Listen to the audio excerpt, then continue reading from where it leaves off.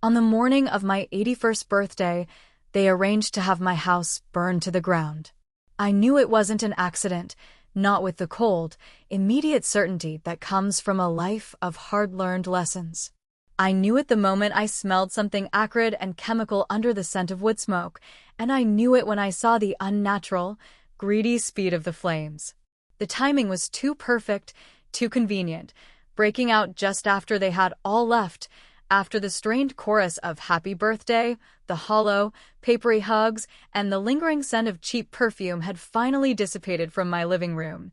They would show up soon, I knew, their faces meticulously arranged into masks of practiced concern, their words a well-rehearsed script of shock and sympathy, a ready-made solution for the poor, helpless old woman already on their lips. I didn't let on that I knew. As I stood on the damp lawn in my thin nightgown and robe, clutching a canvas bag of important documents to my chest, I just watched. I watched as the remains of the house where I had lived for nearly 60 years, the house where I had raised my children, the house that held the ghost of my life with my second husband, Edward, dissolved into a roaring inferno of smoke and memory. And when their cars screeched to a halt at the curb, one right after the other in a far too coordinated arrival, I simply nodded numbly in response to their coming lamentations. "Mom, don't you worry, we'll figure it all out," my son, Greg, would say, his heavy hand clamping down on my shoulder. He was always such a terrible actor. The entire morning leading up to that moment had been deceptively normal, steeped in the quiet, solitary rituals that had structured my life for decades. I had risen at first light, a habit ingrained from my years as a meticulous accountant for the city, a profession where precision was not just a virtue, but a necessity. I made myself a cup of coffee, strong and black, no sugar. My first husband, Logan, always used to joke that my coffee was as strong and bitter as I was. He'd lean against the counter in our first small, sun-drenched kitchen, a wolfish grin on his handsome face, and say, "That's why I love you, Iris. You don't sugarcoat a thing." I smiled at the memory. He was probably right. I stood at my current kitchen window, a different kitchen in a different life, looking out at my well-tended garden. The enormous lilac bushes Logan and I had planted together when we first bought this raw, untamed piece of land had grown tall and wild over the years, their fragrant purple blossoms now hiding a large section of the back fence. It was the first thing we did after closing on the property, before we even broke ground on the house. "You plant your borders first, Iris," he told me, his hands deep in the rich soil. "You establish what's yours. Everything else grows from there." The garden, I thought with a familiar pang of sorrow that was now more a dull ache than a sharp pain, and the land itself, that's the only real thing I have left of him. The rest of my life, the life everyone knew as Clara Madley, was a carefully constructed narrative, a second act I had written for myself after the curtain fell with shocking finality on the first. That first life felt like a dream now, a story belonging to another woman, a younger, more reckless woman named Iris Vastal. I was 19 when I met Logan. He was 25, a man who moved with a quiet, coiled energy, his eyes missing nothing. He wasn't like the other boys, with their easy laughter and simple ambitions. He saw the world as a complex machine of interlocking interests, a machine he knew how to operate. He found me on the beach in Miramar, reading a book on corporate law. He walked over, a shadow falling over my page, and said, "You look like a woman who can keep a secret." I didn't realize then how prophetic those words were. Our marriage lasted 7 years, a whirlwind education in a world I never knew existed. I learned how to keep 2 sets of books, one for the tax man and one for reality. I learned how to recognize a lie from the slightest flicker of an eyelid. I learned that land was the only real power, the only thing that couldn't be printed or faked. "They can print more money, Iris," he'd told me once, as we stood on a windy bluff overlooking a vast, undeveloped stretch of coastal land. "They can build more buildings. But they can't make more of this. This is finite. This is forever." He taught me how to structure shell companies, how to layer ownership through trusts and proxies, how to become a ghost in a world of paper. And then, at 32, he was gone. A single car accident on a deserted highway, the official report said. I knew better. Logan had enemies, men who didn't like the way he had outmaneuvered them. He had left me a widow, but he had also left me an arsenal, a portfolio of land, including several prime blocks in Miramar, all held by a company called Vastal Properties, a name that meant nothing to anyone but me and a handful of very discreet, very loyal lawyers. I buried Iris Vastal with him. I became Clara, the quiet, unassuming accountant. 3 years later, I met Edward Madley, a kind, decent widower with a young son, Greg. I saw in Edward a chance for a different kind of life, a life of bake sales and parent-teacher conferences, a life of quiet, predictable peace. We married, and I gave birth to our daughter, Beth. Edward never knew about my first husband or the land I owned. To him, and to the world, I was just Clara Madley, an accountant from a good family. We lived happily for 26 years, until he died of a heart attack. All that time, I quietly managed my assets through proxies, gradually raising rents for everyone except in the neighborhoods where my grown children, after they married, had decided to build their homes. I made special arrangements for them.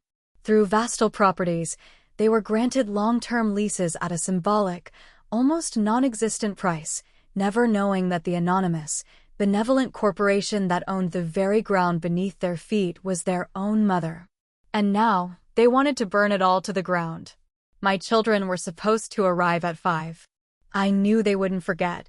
My daughter-in-law, Wynne, had the social instincts of a heat-seeking missile, and a family birthday was a prime opportunity for her to perform her role as the thoughtful, caring matriarch-in-waiting. I prepared a simple dinner, a roast chicken, mashed potatoes, a green bean casserole, the kind of comforting, unpretentious food Edward had loved. I washed the dishes and sat down in my favorite armchair with a book, the scent of rosemary and thyme filling the quiet house. The day passed slowly, peacefully, as most of my days had since I retired. At 4:30, a full 30 minutes early, a car door slammed outside. It was Greg and Wynne. He was more overweight than the last time I'd seen him, his thinning hair doing little to conceal a sunburned scalp. He wore a polo shirt that was a size too small, straining at the buttons over his belly. The nightly routine of craft beer and potato chips was clearly winning its war against his vanity. Wynne was, as always, impeccable. Her hair was perfectly styled in a helmet of blonde ambition, her makeup flawless, her smile a forced, bright slash of red on her face. I wondered which was more expensive, her handbag or my entire monthly pension. "Happy birthday, Mom," Greg exclaimed, thrusting a bouquet of funereal lilies and a box of cheap, waxy chocolates at me. He knows perfectly well that I can't stand the smell of lilies. They remind me of Logan's funeral, the one a lifetime ago that only 3 people, including myself and Marcus, attended. "I hope everything's okay with you. You're looking a bit tired," Wynne added, her eyes darting critically around my living room. I knew she wasn't looking at the decor. She was looking for signs of decay, of senile dementia, of an inability to take care of myself that would justify their future actions. She was wasting her time. At 81, my mind was sharper than that of the self-important school administrator who thought she was the epitome of a modern businesswoman. Soon after, my daughter, Beth, arrived with her husband, Zane. He entered laughing loudly at some joke he had likely just told himself, filling the room with his booming, artificial presence, as he always did. He was a typical used car salesman, all flashy jewelry and over-the-top bonhomie, but with the substance of a puff of smoke. Beth looked exhausted, the lines around her eyes deeper than usual after a long 12-hour shift at the hospital where she worked as a nurse. But her eyes, when she greeted me with a quick, bird-like hug, held a strange, feverish gleam. I had seen that exact same gleam before, when she was 7 years old and trying to lie to me about breaking a priceless porcelain vase that had belonged to my mother. The grandchildren were the last to arrive, trickling in like reluctant afterthoughts. Marlo, Greg's daughter, was surgically attached to her phone, her thumbs flying across the screen, a bored, vacant expression on her face. Thornton, Beth's son, sported a new, expensive-looking watch that I was sure he couldn't possibly afford on his part-time salary at the bookstore. Like father, like son, I thought grimly, noticing the family resemblance to Zane's flashy style. We sat down at the table. I cut the store-bought cake Beth had brought. It was a cloyingly sweet affair with thick, artificial frosting that tasted of chemicals. There hadn't been time to bake, of course. "Grandma, aren't you afraid to live all alone in such a big house?" Marlo asked, her eyes never leaving the bright screen of her phone. She hadn't looked up once since she arrived. "Why should I be afraid?" I replied, placing a small slice of cake on her plate, knowing it would go uneaten. "At my age, dear, there's very little left to be scared of." I wasn't going to tell her that I kept Logan's old, beautifully maintained Colt .45, fully loaded and cleaned every 6 months, in my nightstand, a real family heirloom of a different sort. "But Mom, it's getting dangerous," Beth chimed in, her voice laced with a practiced concern that sounded jarringly false. "Remember how you fell in the bathroom last month? We were so worried." I remembered perfectly well. A moment of dizziness, a few bruises, nothing serious. But they had seized upon it, blowing it up into a universal catastrophe, a precursor to my inevitable decline. I also remembered that it had taken them 2 days to call and check on me after I'd told them about it. "And Mrs. Gable next door," Wynne added, shaking her head sadly. "She had to move into Quiet Harbor last year. Her children said it was the best decision they ever made. She has company, activities, 24-hour nursing care." Quiet Harbor. The newly built, luxury nursing home with its intrusive, glossy advertising campaign. "I'm not quite ready for a harbor yet, quiet or otherwise," I said, my voice sharper than I intended. "And I'm perfectly capable of taking care of myself." They exchanged quick, furtive glances and dropped the subject. The rest of the dinner was a performance of hollow pleasantries. Around 8 o'clock, they began to stir. "Mom, are you sure you don't need help with the cleaning?" Beth asked, pulling on her coat, her eyes avoiding mine. "I'll be fine," I replied, forcing a smile. "You all go on. It's getting dark." When they had finally left, a profound, suffocating silence descended on the house. I slowly cleared the dishes, the remnants of their forced celebration, and went up to my bedroom. A sudden, bone-deep fatigue washed over me, a weariness that felt older than my 81 years. I lay down on my bed, just for a few minutes. I was awakened by the smell. It wasn't the familiar scent of wood smoke from a neighbor's fireplace. It was acrid, chemical, and wrong. It was the smell of gasoline. I sat bolt upright. Smoke, thick and black, was seeping under my bedroom door. With a strange, cold clarity that cut through the fog of sleep, I noticed the absolute silence. The state-of-the-art fire alarm system, the one I had installed just last year and tested religiously every month, hadn't gone off. It had been disabled. I didn't panic. Panic was a luxury Logan had trained out of me. I moved with a speed and precision that belied my age.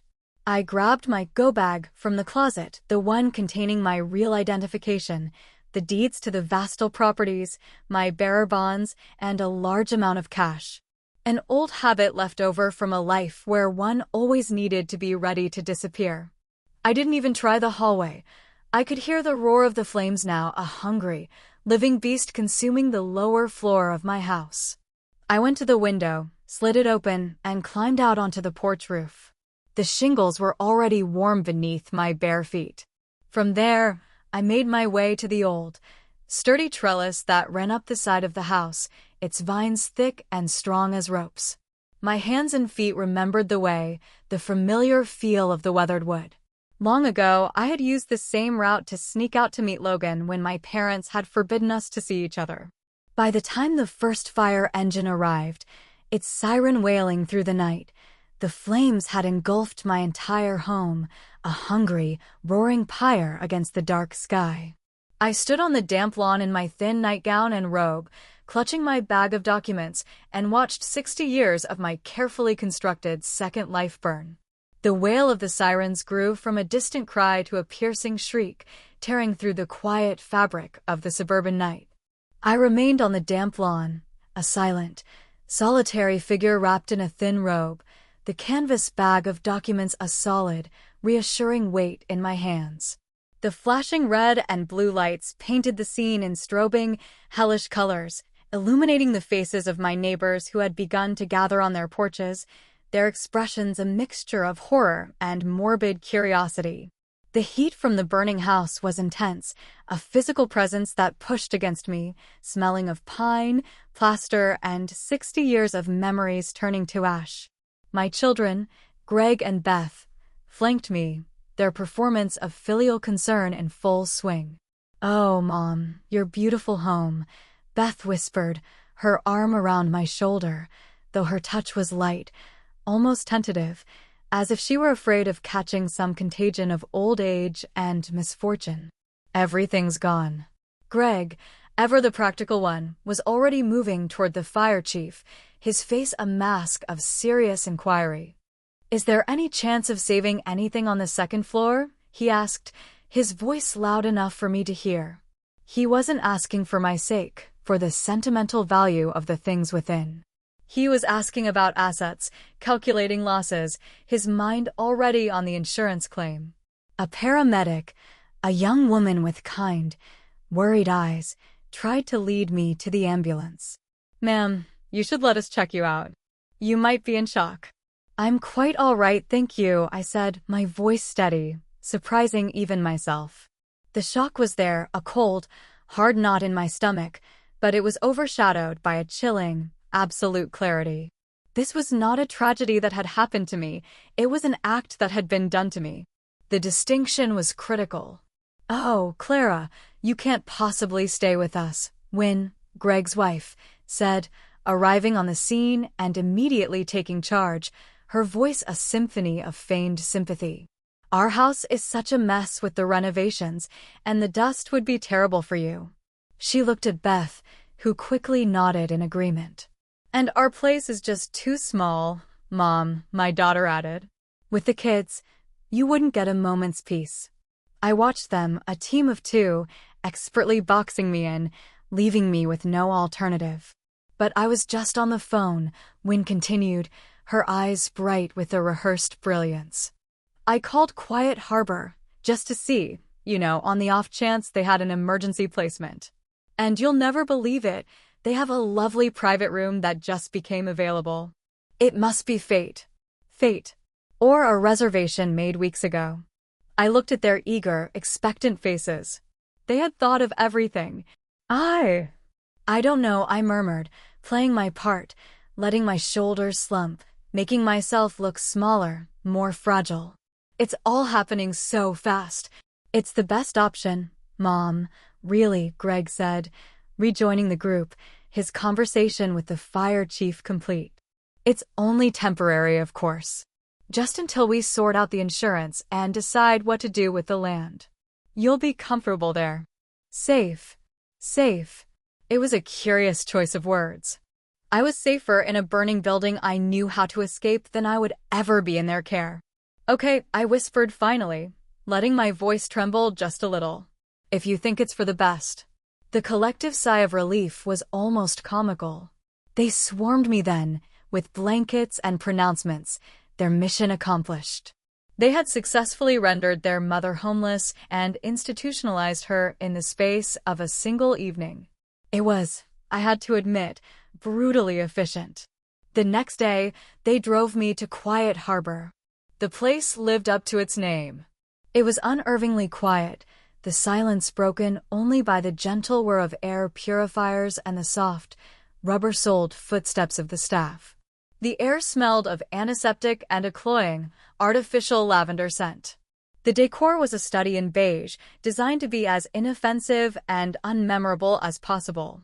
My room was small, clean, and utterly impersonal, with a single window that overlooked a perfectly manicured garden where every flower seemed to stand at attention, every blade of grass the exact same height. It was the opposite of my own wild, chaotic garden, the one that held 60 years of life and love and loss. It was a gilded cage. They helped me unpack the small suitcase of new things they had bought for me, a few shapeless pantsuits in muted colors, a pair of sensible, orthopedic-looking shoes, a toothbrush. Nothing was mine. It was the uniform of an old woman they had invented. "We'll be back tomorrow to check on you, Mom," Beth promised, giving me another one of her quick, bird-like hugs. "We love you." They left with a palpable sense of relief, their duty done. I stood at the window and watched Greg's Lexus pull away, leaving me alone in my new, beige silence. But I was not defeated. I was not a victim. I was Iris Vastal, and my war was just beginning. The first few days were a lesson in institutional rhythm. I learned the schedule, the 7 a.m. wake-up call, the bland but nutritious meals served at precise times, the forced cheerfulness of activity hour in the common room. I learned the faces of the staff, the condescending sweetness of the younger caregivers, the weary cynicism of the older nurses. And I learned the faces of my fellow residents, a gallery of resignation and quiet despair. But among them, I found an unlikely ally. His name was Walter Holt, a retired farmer with piercing blue eyes and hands as gnarled as old tree roots. I first noticed him in the dining room. He didn't participate in the idle chatter. He simply ate his meals with a focused, methodical silence. We ended up at the same table one evening, and for a long time, we ate without speaking. Then, I saw him playing chess by himself in the common room. "It's hard to find a decent opponent these days," he said, without looking up as I approached. "Most people prefer the television." "The King's Gambit," I observed, looking at the board. A bold opening. Risky. He finally looked up at me, his blue eyes sharp with a new interest. "You play?" "My first husband taught me," I said, a wave of nostalgia washing over me. He believed chess was a metaphor for life. Always think 3 moves ahead. Protect your king, but don't be afraid to sacrifice a pawn for a better position. Walter smiled, a rare, genuine expression that transformed his weathered face. "Your husband sounds like a smart man." "He was," I said. "He was." We played every afternoon after that. Our games were mostly silent, a communion of minds that understood strategy and patience. He was a steady, defensive player, building impenetrable fortresses. I was, as Logan had taught me to be, aggressive, always looking for an opening, a weakness to exploit. Through our games, I learned about his life. His farm, his late wife, and his son, Frank, a good, hard-working man who was trying to start a farm-to-table business, but was being priced out of the local market by large developers. "He has the passion, the skill," Walter said with a sigh, moving his rook into a defensive position. "But he doesn't have the land." I made a mental note of that. A very important mental note. My children did not come the next day, or the day after. A week passed. Finally, Greg appeared, looking flustered and impatient. He stayed for exactly 15 minutes, checking his phone constantly. "Mom, have you heard from the insurance adjuster yet?" he asked, his real reason for visiting finally emerging. "We really need to get that ball rolling." "Oh, I don't know, dear," I said, playing the part of the confused, helpless old woman he wanted me to be. "It's all so confusing. I can't keep track of anything these days." I saw the flash of annoyance in his eyes before he masked it with a sigh of feigned sympathy. He left soon after, promising to handle it. He didn't ask if I needed anything. He didn't ask how I was really feeling. He just needed to know about the money. His visit solidified my resolve. It was time to activate my network. That night, when the hallways of Quiet Harbor were at their quietest, I made my way to the small and used library at the end of the West Wing. There was a payphone on the wall, a forgotten relic from another time, but it still worked. My first call was to Marcus Fielding. Marcus, I said, my voice low. It's Iris. I heard a sharp intake of breath on the other end. Clara. My God. I heard about the fire. Are you all right? I'm fine, I said. I'm at a place called Quiet Harbor. My children's choice. I see, he said, and I knew he understood everything. What do you need? I need a full financial workup on Greg Madley and Beth Kensington. I want to know everything: debts, loans, lines of credit. And I need the real report on the house fire. Use our old friend at the marshal's office. I suspect arson. Consider it done, Iris, he said, the familiar formality of his voice a comfort. Be careful. My second call was more difficult. It was to Jenkins, a grizzled ex-cop who had done some consulting for Logan back in the day. He was well into his 80s now, living on a pension in Florida, and he was not happy to hear from me. Vastal, he grunted. I thought I was done with all that. We're never done, Jenkins, I said. I need information. My son-in-law, Zane Kensington. I need to know who he's been meeting with. I heard him sigh, a long, weary sound. This is going to cost you, Iris. It always does, I replied. Name your price. I gave him the details. The waiting was the hardest part. I played chess with Walter, I read books from the home's uninspired library, and I endured the occasional, brief visit from my daughter, who always seemed to be on her way to somewhere more important. Then, after 2 long weeks, the first package arrived. It was a large manila envelope sent by a courier marked personal legal documents. I opened it in the privacy of my room. It was from Marcus. Inside was a detailed breakdown of my children's finances. It was worse than I thought. Greg's business was on the verge of collapse. Beth and Zane were drowning in debt, their lavish lifestyle a house of cards built on high-interest loans. The second item in the package was a slim folder. It was the unofficial report from the fire marshal. I read it, my hands steady, my heart a cold, hard stone in my chest. 2 points of origin. Traces of a chemical accelerant. The fire alarm system, deliberately disabled at the main panel in the basement. It was all there, in black and white. The final report arrived a few days later, a cryptic message from Jenkins delivered via Marcus. It contained a time-stamped photograph. It showed my son-in-law, Zane, sitting in a dimly lit bar, shaking hands with a man I recognized from an old file of Logan's, a low-level arsonist for hire. The package also contained a copy of Beth's bank statement, showing a $2,000 cash withdrawal on the day of that meeting. I laid all the documents out on my small, beige bedspread. The picture was complete, a portrait of breathtaking greed and betrayal. I felt a surge of cold, pure rage, an emotion I hadn't allowed myself to feel in over 50 years. It was the rage of Iris Vastal, and it was time to let her out of her cage. The plan formed in my mind with the cold, hard clarity of a diamond. It was a multifaceted strategy, each move designed to tighten the noose, to dismantle their lives with the same clinical precision they had used to try and dismantle mine. The first move involved Frank Holt, Walter's son. I arranged a formal meeting, not in the cheerful common room of Quiet Harbor, but in the quiet, imposing office of my lawyer, Marcus Fielding. I wanted Frank to see that I was not just a sentimental old woman, but a serious businessperson. He arrived looking nervous but determined, his business plan clutched in his hand. I listened patiently as he laid out his vision for Holt's Harvest, a farm shop and cafe that would sell locally sourced produce. His passion was genuine, his numbers sound. I then made my offer for the lot where my house had stood. I named a price that was significantly below market value, but still required a substantial bank loan. Logan's voice echoed in my memory. Never give anything away for free, Iris. People only value what they have to work for. Frank was stunned by the generosity of the offer. Mrs. Madley, he said, his voice thick with emotion. I don't know what to say.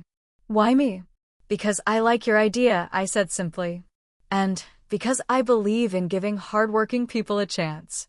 My community needs a place like Holt's Harvest far more than it needs another soulless shopping center. He understood the unspoken part of the bargain. He was not just buying a piece of land, he was becoming a part of my plan. He was my first move on the chessboard. While Frank was securing his loan, I let my children continue their own game. They called with updates on the insurance, their voices filled with frustration at the bureaucratic delays. They had no idea that I was the one pulling the strings, using Marcus's legal maneuvering to tie up their claim in endless red tape. They were so focused on the insurance payout that they didn't even think to check the public records for the property itself. The news, when it finally reached them, came from the contractor Greg had hired to clear the land. "There's a problem, Mr. Madley," the contractor had apparently said. "There's a new owner on the deed, some guy named Holt. He has a court order telling us to cease and desist." The panicked, furious phone call from my son was a symphony to my ears. I summoned them for a family meeting, this time in the formal conference room at Quiet Harbor. They arrived together, a united front of indignation and disbelief. "What have you done, Mom?" Greg demanded, his face a mottled red. "You sold the land from under us." "My land, Greg," I corrected him calmly. "Which I am free to sell to whomever I please. But our plans? The shopping center?" Beth cried.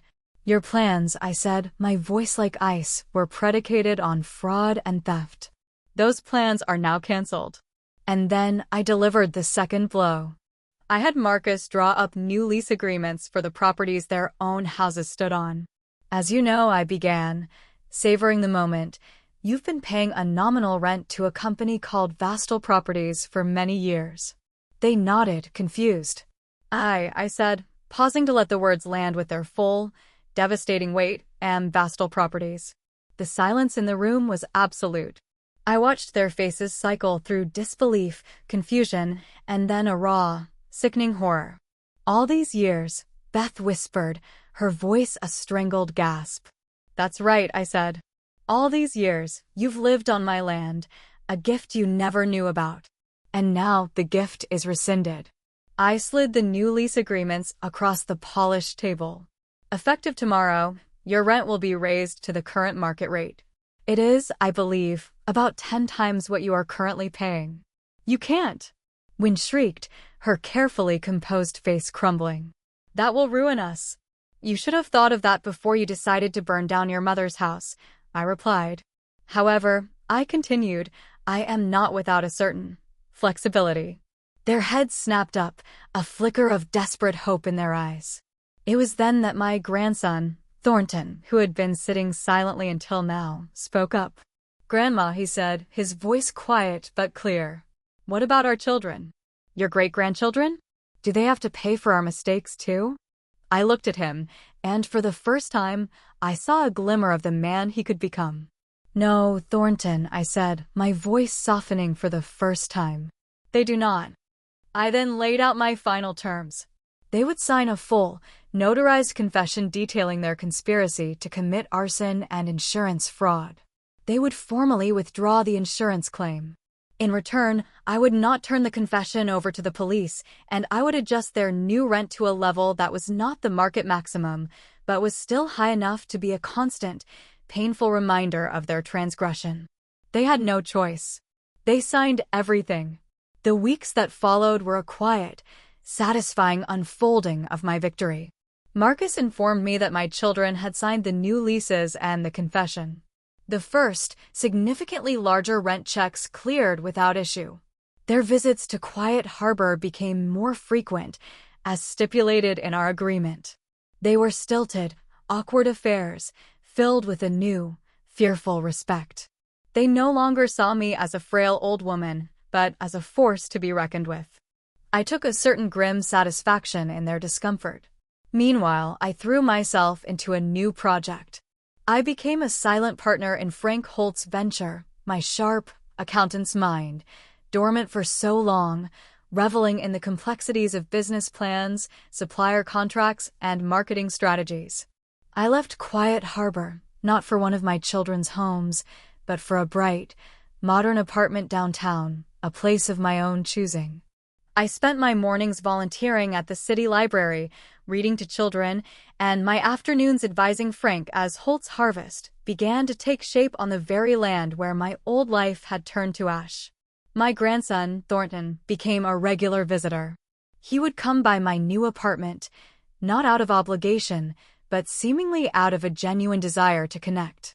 He apologized for his parents' actions, for his own silent complicity. "I should have known, Grandma," he said one afternoon, his eyes filled with a shame that was not his to bear. "I should have said something."